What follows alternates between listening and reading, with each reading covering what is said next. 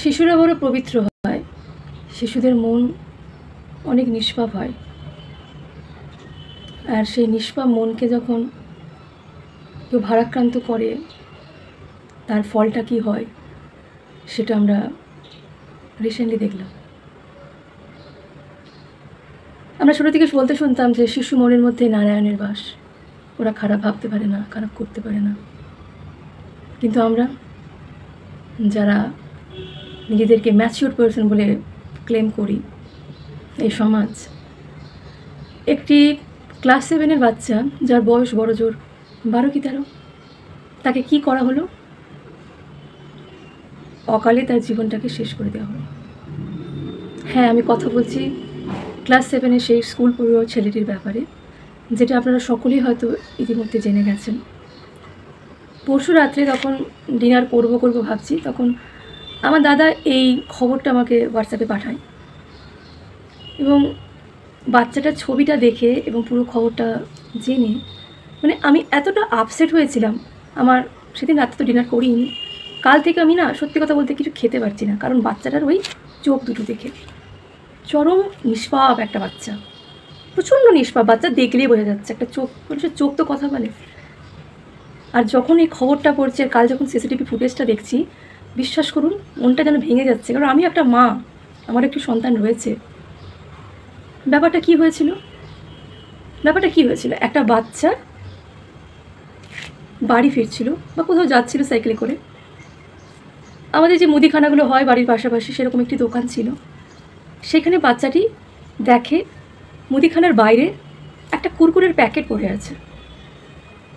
বাচ্চাটা সাইকেল থেকে নেমে সে প্যাকেটটা কি একটা ভাবলো যে প্রথমে নেবো কি নেবো না, তারপরে সেটা কুড়িয়েছিল, ফেলে দেওয়া জিনিস সে কুড়িয়েছিল, দোকান থেকে কিন্তু ছিঁড়ে নেয়নি।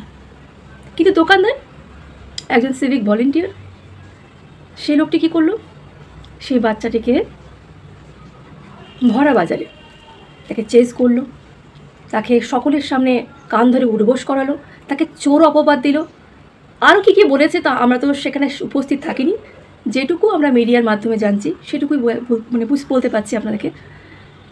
এবং এখানে ক্ষান্ত হয়নি, সেই দোকানদার আশেপাশের দোকানে গিয়ে জনে জনে ছেলেটিকে চিহ্নিত করে বলেছে ছেলেটি চোর। তার মা এসেছে, তার মাও তাকে সবার সামনে মেরেছে। সে বারবার বলেছে মা আমি চুরি করিনি, মাও শোনেনি, মাও তাকে যা ইচ্ছে বলেছে, মেরেছে। সে যে চোর, সে যাতে চুরি না করে ভবিষ্যতে এটাও বুঝিয়েছে। ছেলেটি কিন্তু বারবার বলে গেছিল আমি চুরি করিনি মা। এই যে একটা শিশু মন, এই শিশু মনের মধ্যে একটা বাচ্চার কতটা এফেক্ট করেছিল এই ঘটনাটা, ছেলেটি বাড়ি ফিরে কীটনাশক খেয়ে নিজেকে শেষ করে দেয়। এখন আমার কথা হলো আমাদের সমাজের প্রতি, চোখের সামনে বড় বড় গলিতে বসে কী কী চুরি হচ্ছে? শিক্ষার চুরি, স্বাস্থ্যে চুরি, বালি চুরি, কয়লা চুরি, গরু চুরি, চাকরি চুরি, আরও কত কি। এর কি সুরাহা করতে পেরেছি আমরা? কিচ্ছু না।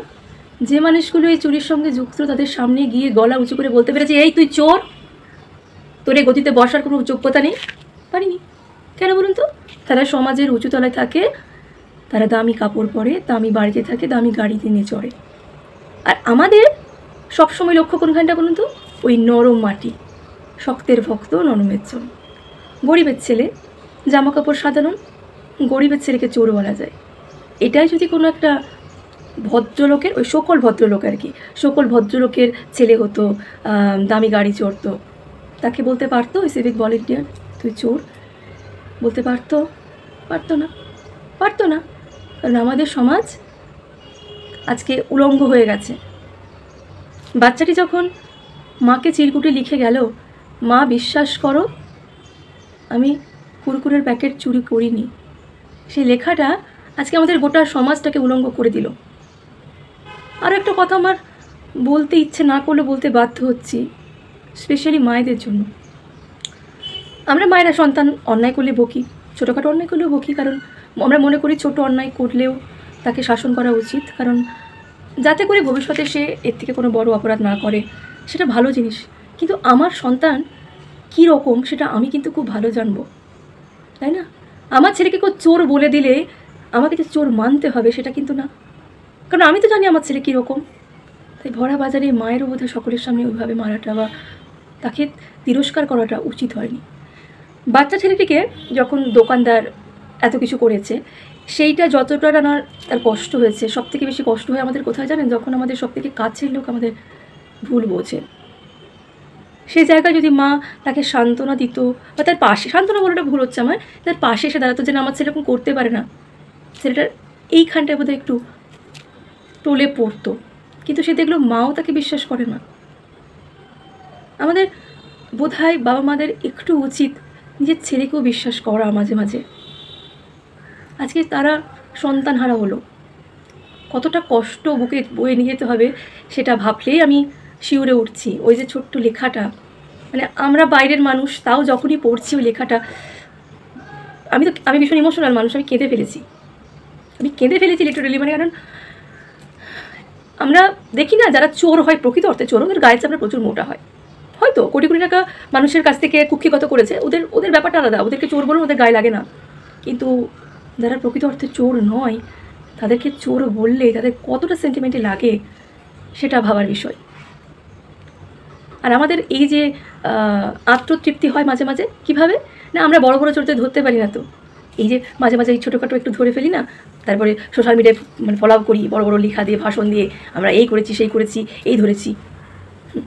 পুরো সিস্টেমটাই করাপ্টেড। কাল সিসিটিভি ফুটেজে কী দেখা গেল? ছেলেটা চুরি করেছিল? ছেলেটা চুরি করেনি, শিশুটি চুরি করেনি। চোর তো আমাদের মন, চোর তো আমাদের সমাজ, যারা চোরদের লালন পালন করে আর একটি অসহায় ছেলেকে ঝরে পড়তে দেয়। একটাই অনুরোধ, কোনো মানুষকে জাজ করার আগে পাঁচবার ভাবুন। আর এখন তো অনেক উন্নত যুগ, সব জায়গায় সিসিটিভি আছে, কাউকে এরকমভাবে হঠাৎ করে চোর তকমা দেবেন না। আজকে একটা ছেলে চলে গেল, দেখুন অ্যাক্সিডেন্টে, রোগে তো মানুষ যায়, সেগুলো মানা যায়, কিন্তু এক্ষেত্রে ব্যাপারটা পুরো অন্যরকম লাগছে। মনে হলো যেন একটা মানুষকে জোর করে মেরে ফেলা। সিভিক ভলেন্টিয়ার যার দোকানে এত কিছু ঝামেলা হলো, যে এত কিছু ঝামেলাটা করলো, সে কি ছোটোবেলায় কোনোদিনও কারো গাছ থেকে আম পাড়েনি? বাবার পকেট থেকে 5 টাকা নেয়নি? পাশের বাড়ি থেকে কুল চুরি করেনি, ফুল চুরি করেনি? ছোটোবেলায় কেউ কিচ্ছু কোনোদিনও করেনি? ছেলেটি তো কিচ্ছু করেনি, কিন্তু আমি সিভিক ভলেন্টিয়ারের কাছে জানতে চাই, সে কি কোনোদিন কিচ্ছু করেনি? এই যে কদিন আগে একটা ভিডিও দেখলাম, এটা সব জায়গায় হয়, হয়তো সেই জায়গাটাই ভিডিওটা হয়েছে বলে জানতে পারা গেল। রাস্তার মাঝে কিভাবে পুলিশ টাকা তুলছে, সিভিক ভলেন্টিয়ার কীভাবে টাকা তুলছে, এগুলো চৌর্যবৃত্তি নয়। রাস্তা থেকে কুরকুরের প্যাকেটটা তুললে সেটাই চৌর্যবৃত্তি, তাই না? বাহ সমাজ, বাহ, আজ পুরোপুরি উলঙ্গ তুমি। তোমার হিপোক্রেসি সবার জানা। যারা 1000 কোটি চুরি করে তারা হয় সেলিব্রিটি, আর রাস্তা থেকে যে 5 টাকার কুরকুরের প্যাকেট তুলে নেয় তারা হয় চোর।